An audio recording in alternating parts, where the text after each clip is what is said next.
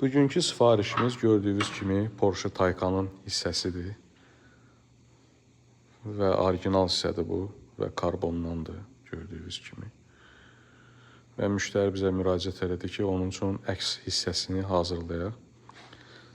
Və biz də onun üçün onun əks hissəsini hazırlamışıq, görürsünüz. Və bunu 3 hissəli hazırladıq.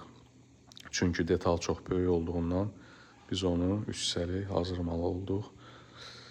Və bitişdirib müştəriyə təhvil verəcək. Bir də o maşının o bir hissəsi də var, onu da göstərim sizə.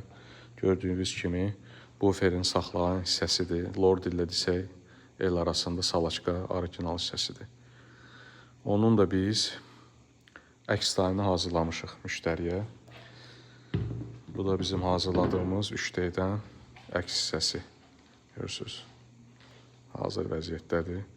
Forması biraz qəliz idi və vaxt da çox aparır. Çünki belə forma olanda detal ən azından 2 sutka dayanmadan avadanlıqda işləyir. Və biz bunu da ərsəyə getirdik, hazırladıq.